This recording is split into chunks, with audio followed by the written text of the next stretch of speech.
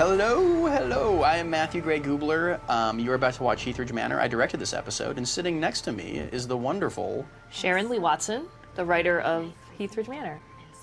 Can I comment on the rain? Please Because comment on the rain. Yes. The rain we fought for, and we got it in this opening shot, and I think it was well worth it. This was one of those budgets that was sort of so heavy that at the end I had rain throughout the episode, and we cut all of it at one point, and then at the end, we were able to squeeze the rain back in the where beginning. Where it counts. This is an interesting story. To me, maybe only because I obsessed over this book and spent a good month making it.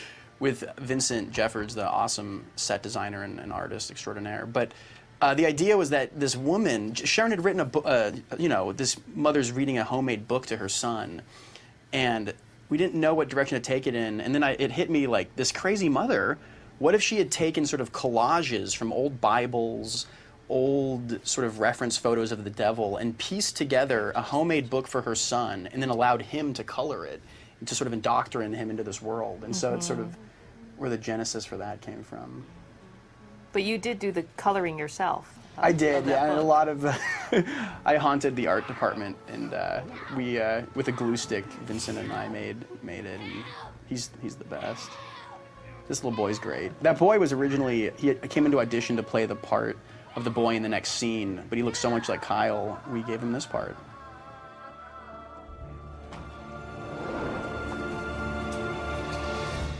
And here we are in present day. Mike, will you stop being a wimp? This kid's great, too. And this hospital, interesting story. So this is one of the most haunted locations in all of Southern California. It is an old abandoned hospital, and when we came in to scout this, they actually had like a paranormal investigation crew there recording EVPs and trying to find ghosts, which I think, we obviously loved the idea of shooting here just because it had such a natural element of fear to it. And I feel sometimes with location shooting, same thing with the house that we shot in. It was the oldest house in Pasadena, built in 1882. And I know it sounds cheesy, but I think older locations like this lend something that you can't quite put your finger on, that just make, especially if you're making a scary episode, it's all the better. Oh my gosh, I'm so sorry for the delay. The system was down. We overwork her, and I had to go into the belly of the beast, who I've affectionately nicknamed Persephone, and do some machine whispering. Oh, thank you, which is good, because this one is a doozy. Emma Baker. Sharon and I have, some might say we care too much about, or we're a little bit neurotic. Some might say neurotic, others might say we really care a whole lot. I always sort of took neurotic as a compliment, but I see the point. But we're very detail-oriented, so this episode being very rich with detail really gave us a lot of opportunity to fine-tune and make things painstakingly exact. And I think we sort of, now that we're done with it, I miss it a little bit. Me too. Let's make something over hiatus. Yes. And missing fingernails. You know, there were rumors of satanic rites being performed at Byberry Hospital in Pennsylvania, which is also an abandoned asylum. You know, judging by all the graffiti, this place isn't exactly locked down. Local PD said that vandals and vagrants have been breaking in. Which means she could have been killed elsewhere and placed here. She had limestone under her fingernails, but limestone wouldn't have been used when this asylum was built, so she was obviously held somewhere else. Well, the bottom line is the unsub transported her hundreds of miles from her hometown for a reason. Oh, I love that. Oh, the makeup was great. Yeah, that's a great, those are... this was a wonderful actress. Oh, yeah, let me tell... Oh, this is interesting. Watch this. So this is a stolen shot.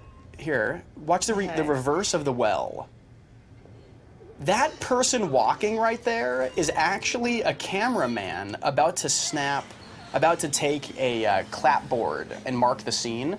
We had to use that because, as is the nature of TV directing, you literally have like zero time to make this stuff. And we shot this whole thing. This is the last thing we filmed of the whole episode. We were at like the absolute crunch time.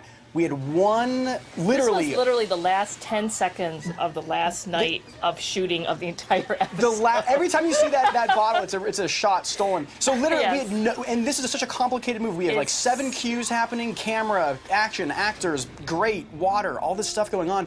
And we had one opportunity to get it before they pulled the plug on us. Yes, they did, and I think you and I were in a complete state of panic at that moment. And essentially, if that had happened, we just wouldn't have had. Like, there's nothing you can do about it. We would not have had that shot. But it's arguably in many ways, the most important moment of the whole episode because it's kind of the end of the teaser. And if people aren't interested, they're going to tune away. So, knowing, I don't know what happened, but we did one take. And it was perfect. And it was perfect. Absolutely, it was like all came together. The gods of TV cinema smiled upon us, and somehow the bucket, the actor, the camera move, the grate, everything worked out wonderfully. But by no logical means should we have had that shot. But that said, then we had to sort of sneak some like stolen footage of camera guys' shadows to kind of build dread. But we got it all, and that's sort of. It was amazing. I think we were literally jumping for joy, like when I'm not ended, even we got exaggerating. that shot. I literally was crying a little bit. And Kyle Gallner, who had already been wrapped, he could feel the frenzy of what was happening, and he stuck around just to watch the madness. And it's that I don't know how to explain it, but it was one of my fondest memories of directing ever. Just because it's I think so often in anything really. This sort of immediacy of being under the clock lends a certain. I don't know, it makes everything better. Like, I'm glad we didn't have 7 days to shoot that last scene. Because it would have been the same exact outcome, I believe. It just would have been many days. But knowing that we only had one take, I think everybody stepped up 150%. And it made it you're right. way more effective. I don't think I'd want to do that again, though. You kind of do, whereas I'm like, I'm kind of wishing that hadn't been scheduled as the very last shot. I remember, do you remember, not to dwell on it, but we had to cue, it's very complicated. When you watch things, it seems easy, but making stuff isn't the easiest thing in the world. We had to have someone was holding a walkie-talkie by my face. I was looking at a monitor. Yes. I had to relay a cue to someone else who relayed a cue to someone else who relayed a cue. We'll move on. It all worked out. Yeah, let's stop. Let's finally move on from the teaser. Originally, it was dragged across the floor from the... Here we are back at St. Baldwin's. And that, of course, is Robert Englund, sort of a hero from my childhood. Whenever I get the opportunity to direct, I try to sort of bring in people that I loved watching as a kid and cast them in parts entirely opposite what they're known for. I did a sort of a similar thing with Bud Cort in Moseley Lane, and here we are with Robert Englund playing a good guy for once in his... Well, he's done it a lot, but he's sort of known for not playing the best of guys.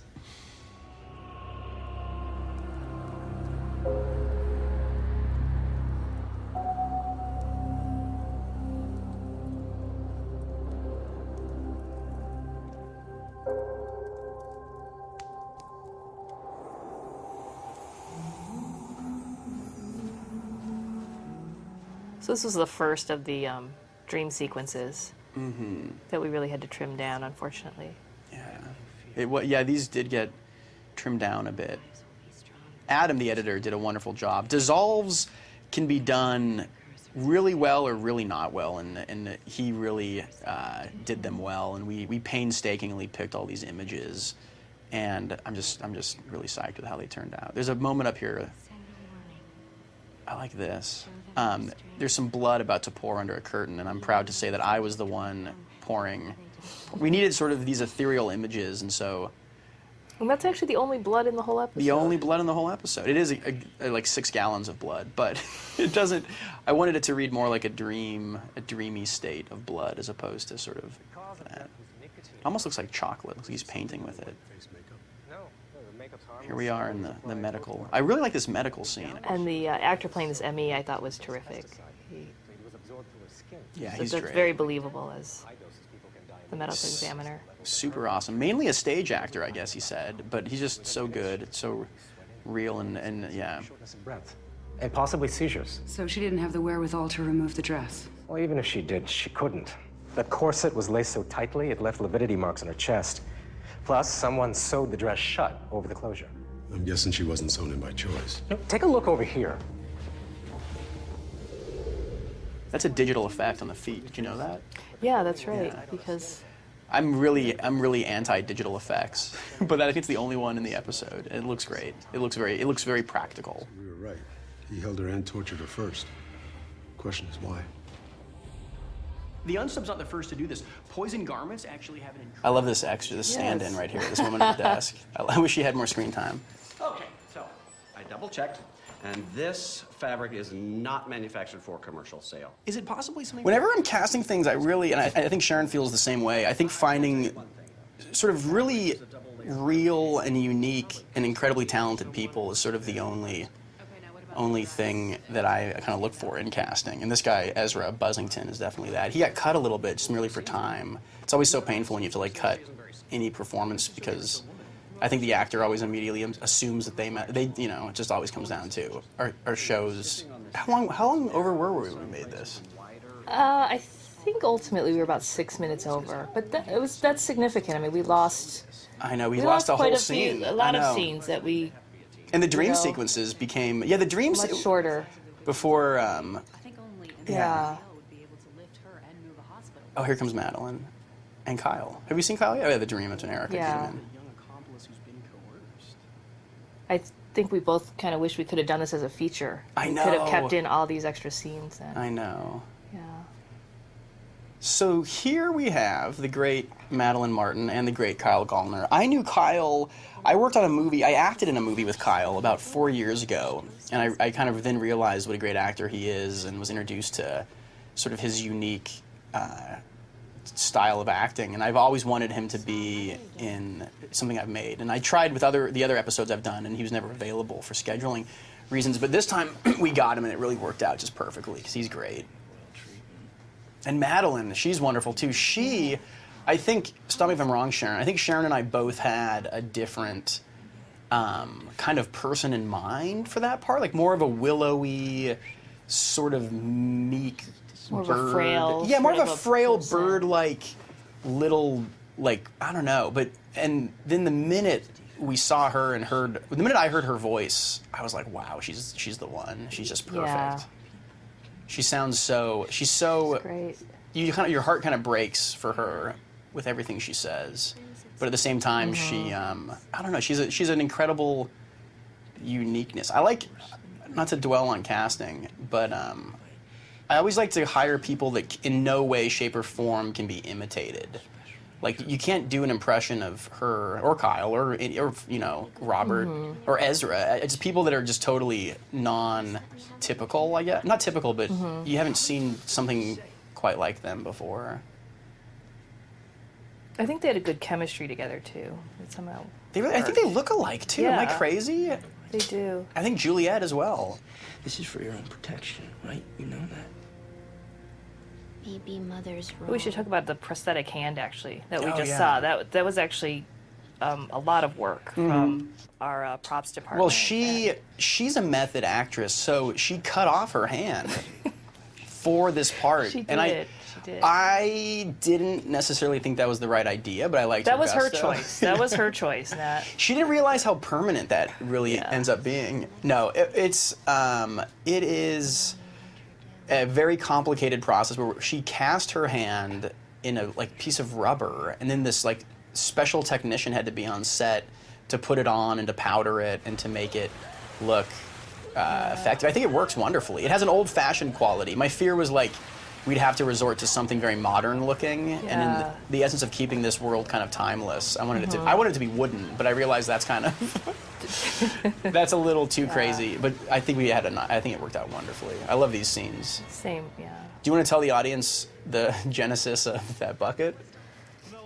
Yeah, the idea was actually inspired by a kids' water park in the Bahamas. But I love that. I don't know why I love that so much, knowing that somehow you were at a water park with your kids and you saw, and this stuck in your subconscious. It works. It's incredibly dreadful. It's funny, my little brother, when watching this, the minute he saw that, he was like, oh man.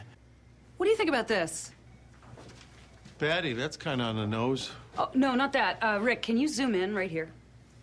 This is so creepy. It really is. Oh, I wrote that. These are the words that Matthew wrote himself. I wrote. The person that did them on set, sometimes we were going at such a fast pace, things get done kind of quickly, and I think the person thought because he was a killer, it had to be kind of wacko, the writing, but I wanted it very, and Sharon too, very precise and methodically, creepily, like, straight, which maybe was a bad judgment of my own handwriting, but now that I look at it, I realize how crazy my hands look.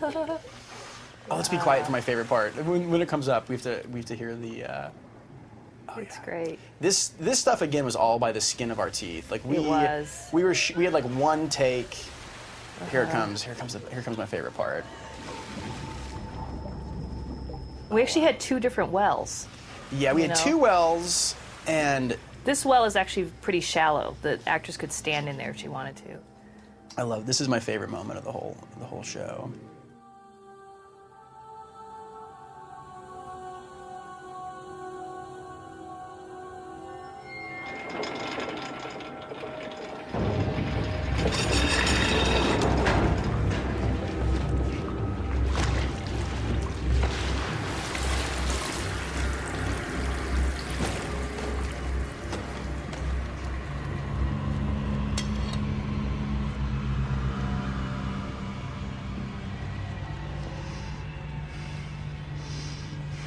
She...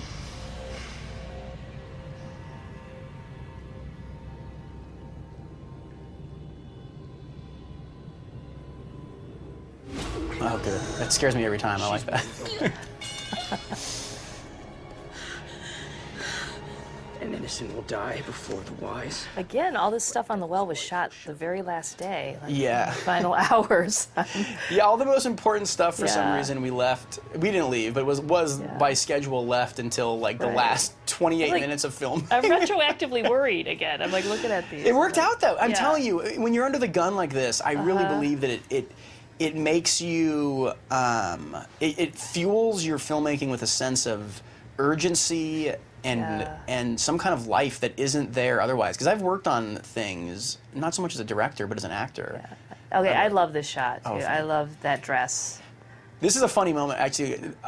In film school, I used to make a lot of movies, and I would always have a shot. I would try to do a shot like this, an above-head turn, and it always looked terrible because obviously I was making things with like my friends and a broomstick and a camera. And so they would always laugh about the goob shot. It was like the overhead, like 30-degree tilt. But this time, I sent them all an email before this aired and said I finally realized my lifelong goal of doing that. And it looks good because, of course, we have like a $600,000 techno crane doing. It looks a little better than when it's your friend holding it and tilting it. But a very proud moment for me. So much attention paid to detail. This is also satisfying some internal desire of the unsub.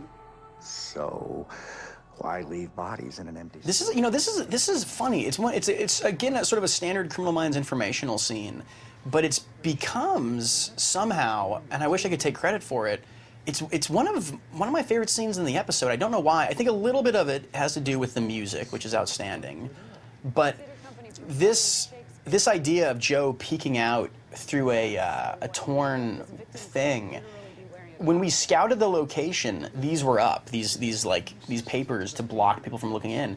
And Vincent Jeffords, our incredible set designer and one of my good friends, who actually set designed my house, I think he thought of that. He's like, rather than soaping the windows, what if we tear some of it out? And it immediately puts them in this sort of eerily German expressionist, jagged angled, like, point of view that just makes them feel a little bit claustrophobic and a little bit trapped and a little bit in a not comfortable environment, which I think that seems wonderful. Oh, and I cross-referenced the names you found on the wall with missing women in Oregon, and I came up with some matches. Christine Torres. She is a 40-year-old homemaker from Eugene, Oregon. That girl's great. She was cast with the ability to wear there's another thing I've always wanted to do and something I've made, which is have a really scary dead body with their eyes wide open, but they have to wear special contacts to do that. And it's very, very painful, so we had to cast that woman based on her ability to wear contacts. Numbers are dates. If you reverse them and chop off the 11 at the beginning and end... It's 2 days after each woman went missing. I like this shot, too, where you just go to the other side of the glass. Oh, thanks. Yeah, because I think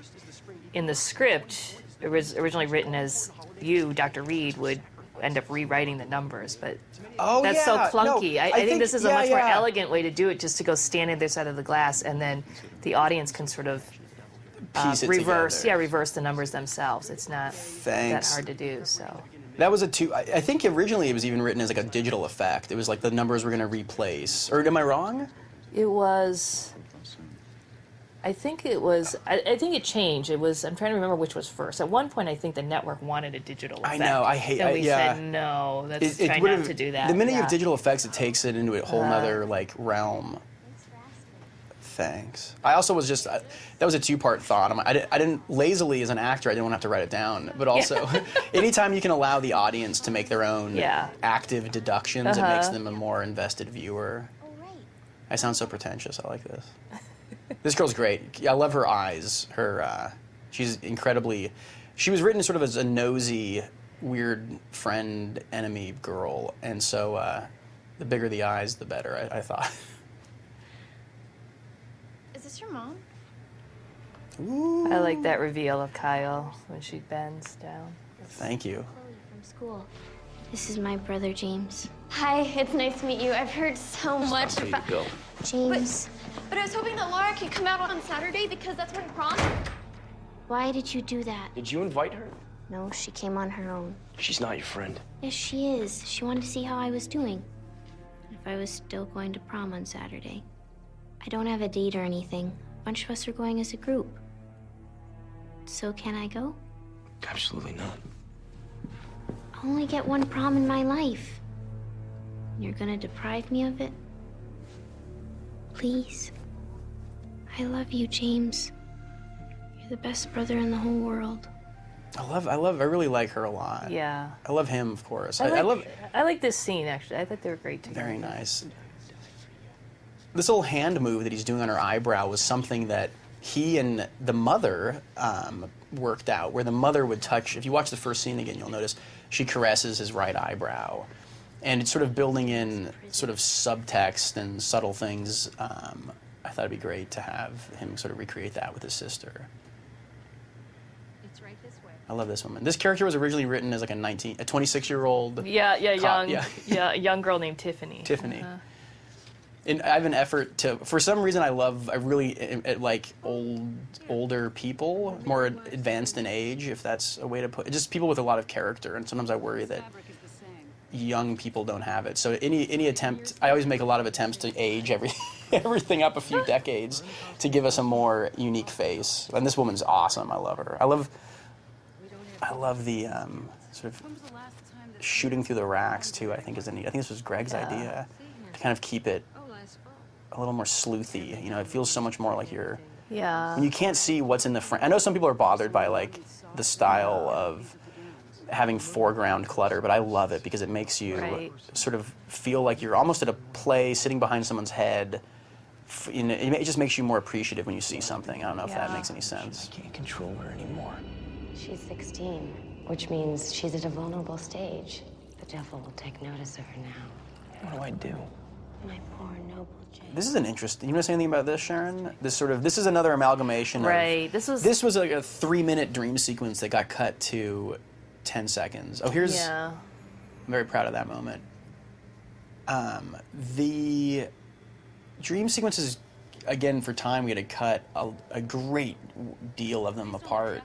But I think it still works. Again, it's sort of the burden of making a 42-minute show. He believes he is special, perhaps acting on behalf of the devil. This unsub tortured his victims by submerging them in water for days before killing them, which means he's deliberate and patient. This guy has a vivid imagination. Should we talk about the paintings a little? Yeah, talk about these. The paint, when Sharon was telling, again, Sharon and I didn't really know each other. This is her first year writing on the show. And I feel very lucky to have been paired with her because I think that's nice. Me too. It could have been honestly couldn't have been better. When she was telling me the idea for her story, she obviously didn't know me, but she was telling me all these elements, and every time she told me another one, my eyes got wider and wider. She was like, "There's this guy, and it's sort of the Salem witch trials." And I was like, "I love Salem. I was just in Salem 2 months ago." And she's like, "Then there's this element of he's painting these scary portraits." I was like, "Oh my gosh, I love scary I paint scary portraits." So every moment of her story, the arm, I got more and more excited. But there's a great deal of I think nuance that has to go into certain things. Like paintings, while it sounds like an easy thing, like scary paintings, finding the right line of scary versus amateur versus, I mean, you know. Yeah, it was quite hard to do. I mean, we looked at books for before Christmas. It was before even anything. This gentleman that we hired was really good, but he kept doing them so perfectly that it would have kind of screwed the episode up, because if this guy can really predict what the girl looks like that he's going to kill, our show becomes a science fiction show, because he's not crazy. If he's basically, the artist was turning in like photographic renditions of Madeline Martin or photographic renditions of these actresses that he would then find at a bar and kill. And so I sort of implored him to do some with his left hand. But again, when you're a classically trained artist, the guy just couldn't quite bring himself, I think, to make a bad painting. So finally, we got his paintings, and then I painted over his paintings with a weird sort of crayon, water-soluble crayon, oil, and gouache. And I'm really happy. I think I'm just so happy with how they turned out. It was really down to the day. I mean, the day before, I was still painting them. You were. Like, on the way to set, they were drying. A protector against evil of some sort. Well, laying the victims out the way he did could be a message to the devil. A symbol of victory and a warning, like putting a head on a spike. He's not worshiping the devil. He's trying to fight him.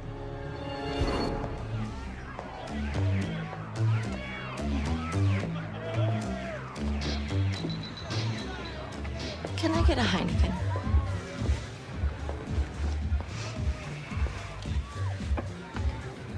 Only the finest wine should pass your lips.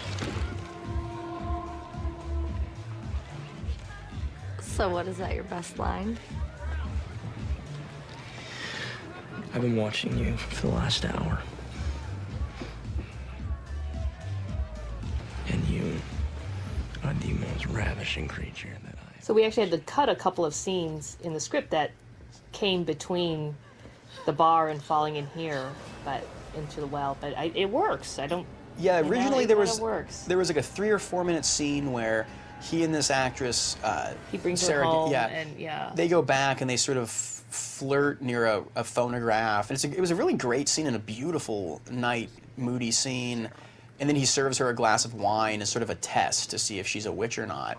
But at the end of the day, while it was a great scene, we were 6 minutes over, and we had to carve it out. But it's a little bit stronger, I think, with just, how you doing? Splash into a well. I think it's a little more, when we make a feature, we'll add that scene back in. We'll add a lot of scenes.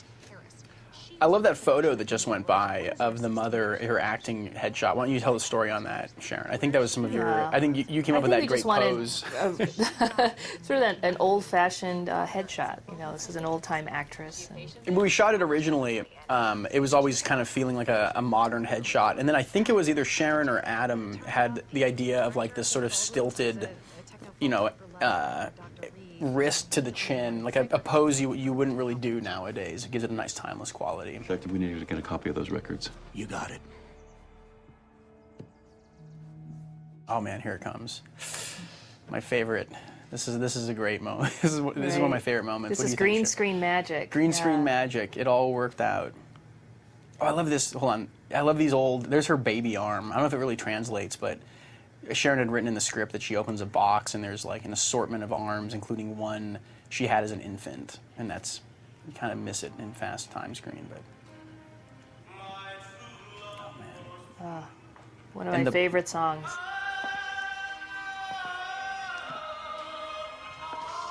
What is this? Your prom. I didn't want you to miss it.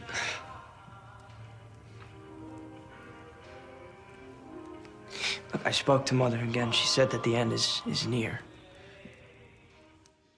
I like this scene. I like this a lot. And again, I was so happy to get to direct this episode, because I think it's safe to say there's never been a procedural crime show that had a 5-minute prom scene between a brother and a sister. When you were first telling me the idea for the episode before Christmas, and you mentioned the brother throws a prom for her, I just thought, this is like too... I literally thought you guys were playing a joke on me, and you were trying to get me like really excited, and then say, yeah, just kidding. No, but it's such a fun scene and it was a great moment. I don't want to stop. I think I filmed so much coverage on on them slowly dancing and awkwardly caressing.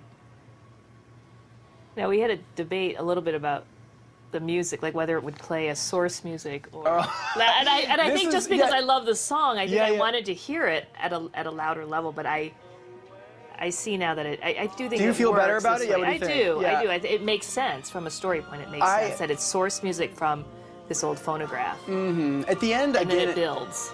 At the end of the day, it came down to Sharon and I had like 20 minutes in post-production to give all of our final notes on sound levels, and we, again, in an ideal situation, we'd have like a week to do this moment at this part, but so I think what Sharon sort of hoped that was that the music would be louder in this scene, but I think we all kind of erred on the side of it being source music from the phonograph. And it really does work better to me, and I think you feel like you're in the position that she's in because you're hearing it through the phonograph. So when it does crescendo towards the end, I think it has more of like a nice little impact. It also makes the ending moment at the door a lot more, I don't know, maybe more potent. So, did she like this guy who was hitting on her? Hell yeah. No offense to her, but she wouldn't normally get that sort of attention. I mean, this was a handsome, rich dude. I think this is the first scene we shot of the whole... You're right. I think it was, yeah, the whole episode. We obviously, I know most people listening to this commentary realize that, but I'm always shocked when people are surprised that we shoot the episodes out of order. Like, wait, what? You don't shoot it in order? The nature of filmmaking requires that you kind of do things in a whatever location permits order as opposed to what the script says. His choice wasn't random. It's like he knew she was going to be there and he went there looking for her. You let me stating the obvious on this commentary. No, I think that must be a challenge though for the actors. I mean, as an actor, like to yeah, it is track actually. your emotions. It is. It really is. It kind of is. It's in general, but again, the beauty and the challenge of filmmaking. I love this. I like all these basement scenes are great. Yeah, this was really a beautiful set. Vincent did a great job. I love this POV perspective of her right there. It's so horrible. Like I remember we had a few options, but I like that one just because it's so horrible. It's like she looks like a thumb with hair. It just there's something incredibly, to me, haunting about it, and sort of slightly unconventional. Not to toot my own perspective horn here. Oh my God, she was innocent. You killed an innocent woman. It's a trick. She's dead, James. That thing behind her head, it's interesting. It looks like a coal, you would think, my hope at least, is that it looks like a coal pit, but really all those are inside is little styrofoam packing ghosties with an orange light underneath them, another sort of magic of filmmaking, magic of set designing. I'm sorry, but we have to find the last of the devil's wives. The composers did something really neat here. Listen to this. There's never gonna be a last one. It's this really neat moment. Here it comes. This will go on forever and ever. It almost sounds like a music box, like unraveling. I really liked it. That was like a one moment, like we didn't think of that. I never expected that, and then we heard it, and it was just such a cool addition on their part. They did a special, really spectacular job making this episode kind of feel and sound different. Hats off to them. No electricity, I take it. Oh. I like Padge's delivery of that. No electricity. It's like a little Scooby-Doo-ish. I love it. There was a great moment in here that Sharon wrote where JJ's looking through these bottles, and then all of a sudden, in a mirror, she sees behind her a person standing, and she turns around and gasps, and it's a CPR dummy, sort of precariously balanced. And we shot it, but it kind of, I don't know, I think maybe a little bit of time, it didn't work out, and I don't know, but I kind of miss that a little bit. I miss it. I do too. The feature version. It'll feature be in that. version. According to the intake report, I love this Catherine part. was an aspiring actress who went off her psychiatric medications when she was pregnant love with that, her yeah. daughter. Yeah. She I had a see minor this. part in The Merry Wives of Windsor 16 years ago when she became floridly psychotic.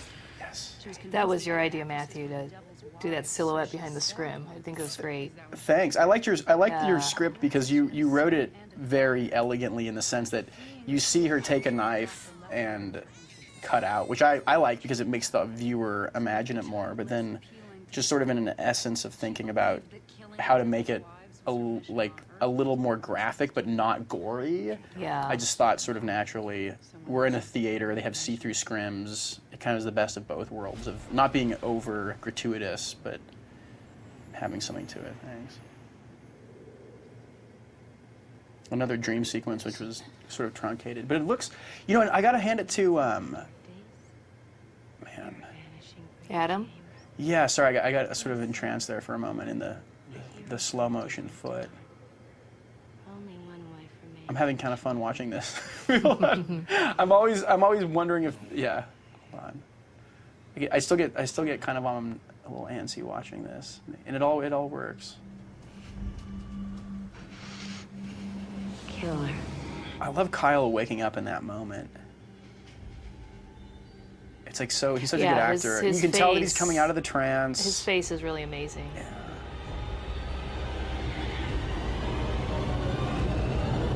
I love how it goes quiet here. And then this. The footsteps, you can kind of hear footsteps. This is interesting. I like this. You had a very good idea when we were sort of having the painting meltdown fear that we wouldn't get the paintings, that we were sort of doing those. You added that scene of him watching her sleep, which wasn't in the script originally. It wasn't. It wasn't. It was supposed to go out on just the painting. We were supposed to go out on the painting, and I think. And then I think we both had a panic that the paintings might not work. Sharon and I like to So how do we both cover be that? Yeah. extra prepared, and so just being prepared for the fear that if these paintings aren't something we're happy with, we're going to need a way to get to that commercial break. And so Sharon wrote that little piece, and then the house just lent itself so wonderfully to being shot. And Greg St. John's, I got to hand it to him, just in every way, shape, and form, shooting that house beautifully and lending that to just one camera move of boy upstairs reflected in a mirror, seeing girl sleeping. That really was an amazing house. It was great, and we I did know. very little set dressing in there. It was all part of Everything the was house there. already. Yeah, I don't think we brought anything except for an easel. I found that house when we were scouting for Moseley Lane, an episode I directed 3 years ago, and I loved it. But we found one that was a little more modest, which fit the characters of Moseley Lane better. But this was always in the background of our heads after seeing it, and we got to finally shoot in it. I like this quite a bit too. This was another dream sequence initially that he was having with his mother, and then at the end of the day we realized, got to hand it to Adam, the editor, I think. He's like, we don't really need a fourth dream sequence. We just need him watching her, and absolutely true. I swear I'm not one of them. Please don't do this. It's the only way to save you. I'll die, James. You know I will. I love her voice so much. It's like, it's got such a bizarre, unique, beautiful quality. We'll see you. And I'll come for you. And when he does, I'll destroy him. What if you fail? Now, this little room was built on set. Yeah, this for is us. a This is fake- the yeah. cupola, the little tower room Yeah. at the very top of the house. We fought, and it was again, there's always like a few battles to fight when you're making something, and this was a lucky, I think Glenn Kershaw luckily Yeah. got us this room, and we got in on budget, but otherwise it would have sort of, I think. Well, because I think the real room in the house would have been impossible to shoot in. It was so small, and we wouldn't have had yeah. that beautiful overhead shot. exactly. It's This was the only shot we could get of her standing in that window up at the top. But yeah, here she comes in this window. This is such a, and all the dream sequences were all filmed on this property too, in this kind of really interesting viney forest they had in the front yard. Yeah, there she is in the cupola. Check it out. I'll look for James.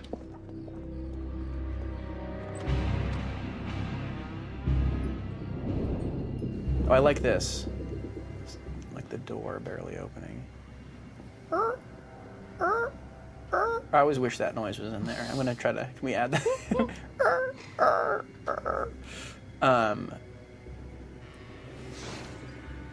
Here comes another one of my favorite moments. It's the crypt reveal. yeah, I've always wanted to write a crypt. I know. feel like I'm glad. I'm into glad a you crypt. did. This is like, again, it felt so serendipitous, and such synchronicity was involved. I think with everything with Sharon and I that, yeah, everything you wrote, I've always wanted to direct.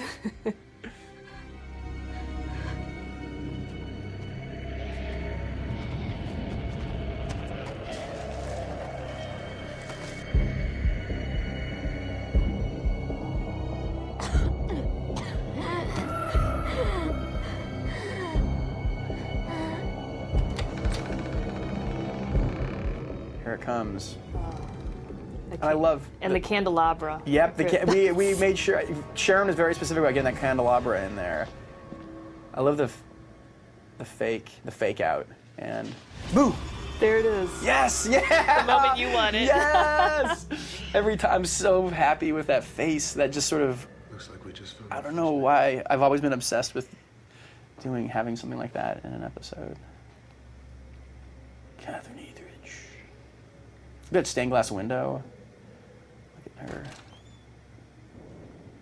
Here comes the denouement, as they say.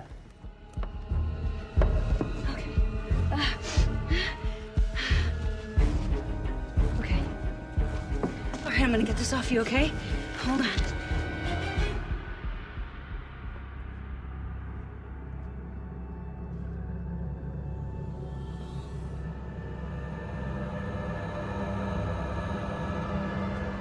This fight scene that's coming up was a lot of fun, and again, there's so many things that have to happen for a fight scene. The actors have to be happy, you have to be comfortable, the fight has to be attainable, like everything has to be. It's a lot. It's tricky there's to a lot of coordinate. things. There's a yeah, lot there's of a lot. pieces that have to there's fit a together. stunt team, but at the end of the day, I'm so happy with this. And what is so cool about it is actually the actors all themselves did every single thing except for when Kyle falls in the well, which would have probably broken his neck. We had to have a gymnast do that. But it's them doing the entire thing, which is also kind of rare. And it was one of those serendipitous things where we got it almost on the first take. We did get it on, yeah. It was pretty amazing. Yep. You know, when you do this much, I love them going for the gun and then accidental and then, oh no, there he goes, get him. And then that fall just...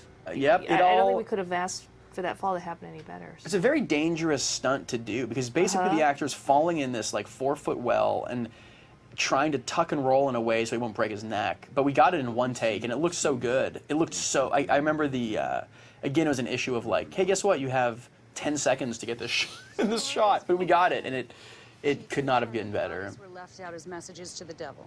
Well, her brother's dead. What happens to her now? Well, there's always foster care. This ending, I want to talk about the ending. When I read the ending, I was like cheering. I was so happy. I thought Sharon knocked it so far out of the park. And I'm so happy you liked it. It was a controversial ending. In daring to end an episode with the devil showing up. And it was a tiny bit of all good things you kind of have to, fight for. I think people test your dedication to them. But it was something that Sharon and I could not have felt stronger about, ending it in this sort of ethereally creepy way. With the devil showing up and then realizing that it's actually just a delusion. Here he comes. I'll get it. I love this sort of fake.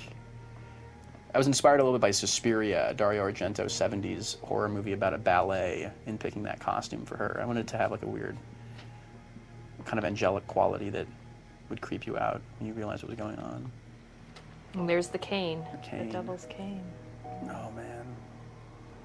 I've waited so long for you, Laura. This actor was 7 feet tall that played the devil. He had the really great deep voice and scared the crew. You know when he's scaring the crew members that you cast the right guy to play the devil.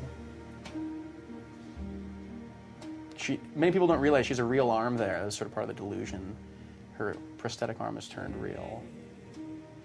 It was your choice to end on this song, which is perfect, I think. Yeah, when we were filming it, yeah, thanks.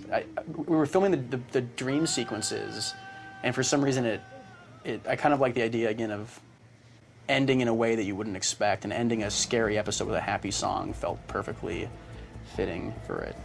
Well, thank you for joining us. This has been quite a fun, awkward experience of talking on a headset while watching an episode. Yes, thank you. We hope you're ready for this. We hope you enjoyed it. Yeah, we hope you enjoyed it.